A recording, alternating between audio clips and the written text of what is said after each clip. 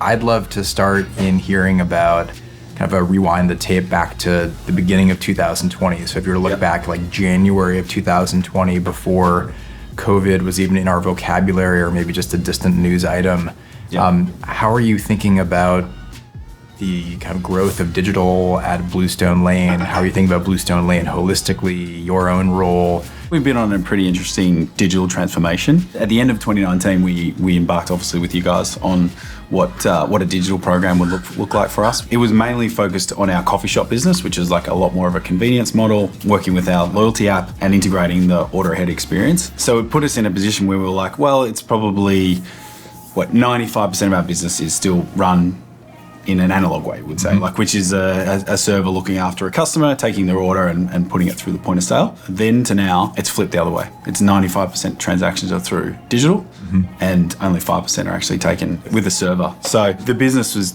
totally took a different path. So we were probably planning not until this year or next year to actually get into the state that we were in by June, if that's any indication. What were some of the initial thoughts about the impact it was going to have on the business, the projections about the year ahead, where you still had close to 9 months or almost even 10 months left? I guess our team and our board had a plan, like a 7-point plan. End of February, we were in the step 2 of that plan. By March 13, they were in step 7. We've been able to build, some really clear metrics on what we see as success. First and foremost, we can actually identify who the customers are now. So we can generally identify the repeat and the retention of our customers, like really clearly through the data we're getting through the Olo network. We went from approximately 30,000 up to 140,000 members in our loyalty program from March through to December. So that is in itself has just been massive for us as a business to understand more about our customers. I think the mobile experience offers so much more. We look back now and we had, a printed menu on the wall. No pictures, no nothing. And now with obviously being able to see beautiful imagery, it entices customers to certainly build their cart out and then try a few more things that they probably weren't going to order before. So that in itself has just been, a transformational. It was obviously a massive crisis that we all went through, but I think what it made us do was look at the business from multiple, perspectives and think about what it could look like in the future. So it's pretty fascinating to be in an empty restaurant. This would typically be full of people. Every table would be occupied, and there's this sense, you get the smell of the food, you hear the chopping of the chicken in the background, you see them washing the tomatoes for the salsa, you see the cues along the walls that really bring the brand to life. So, we've been forced to alter that because obviously people can't dine in with us anymore. So there's other subtle cues that we look to deliver. Obviously you can't go to a salsa bar anymore inside our restaurant. So our employees have done a great job to make sure that the salsa is still being delivered great. And then obviously the chicken is fresh. And, we've also introduced a tamper-proof sealed bag, and that's available to customers when they do delivery from us. So we've really tried to make sure that that experience remains consistent throughout the course of this situation.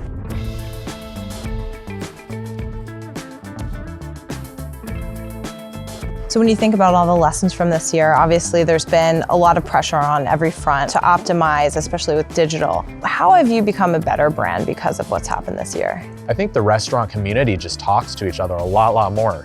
We are all invited to these virtual Zoom conferences, and it's really given us an opportunity to just open up more about how we feel as an industry, how we feel for our business, what's working, what's not working. Obviously at the end of the day, we're all competitors, but I think there's this feeling of mutual respect, and we can learn a lot more from each other than I think sometimes we admit or want to realize.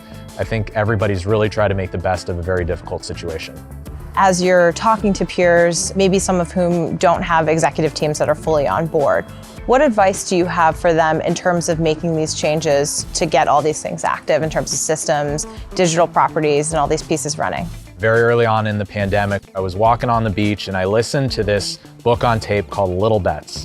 The whole notion of little bets is you are making mistakes, making them quickly, lots of times with very little financial implication, and getting better as a result of it. It talks a lot about the early days of Google and Facebook and Netflix and Amazon, and how they had the ability to start out in, as an industry or new types of categories that they wanted to enter, or they exited quickly as a result of not doing well.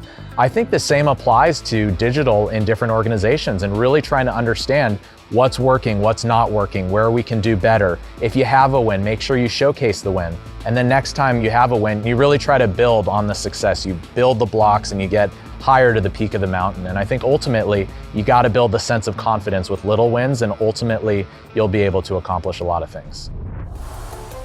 During COVID, of course, with locations being shut, with people being unable, your guests being able to come in and enjoy their food inside your restaurant, digital ordering becomes more and more important. Right. Tell me a little bit about the digital ordering journey through COVID, where you are today, how did you get there, what did you do, to take your customer base, 95% of whom were not ordering digitally, and how did you get them to embrace, the PINCHO website and app and this whole idea of ordering digital? Absolutely. We knew it was a digital play right away.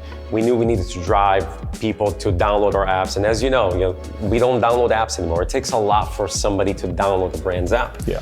We did invest about 9 months prior to COVID, getting with Olo, fixing everything that we need to do. I know we're friends, but I gotta tell you, we're very lucky to have Olo, because a lot of other friends of mine that did not have Olo or are trying to find another provider, they got screwed. You couldn't get anybody to sign you up, you couldn't get integration, you couldn't get set up on third-party delivery, where for us, we were already an Olo customer. For us, it was just push on digital. And I said, okay, it was 420, and I said, you know what, let's do a crazy marketing campaign, let's drive people adopt our app. And we said $4.20 burgers across the board. Wow. But only via Olo. Interesting. Only via ours. If you walk into any of our stores, you can't get it. Wow. You have to download the app, you have to place an online order. We didn't think how crazy it was gonna be.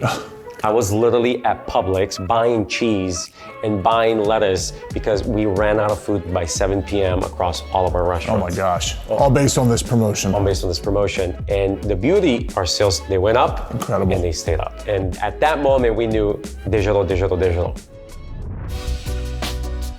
What was the triggering point for you to transition into the Olo platform while all that was going on? The decision is really based upon how are our guests being served?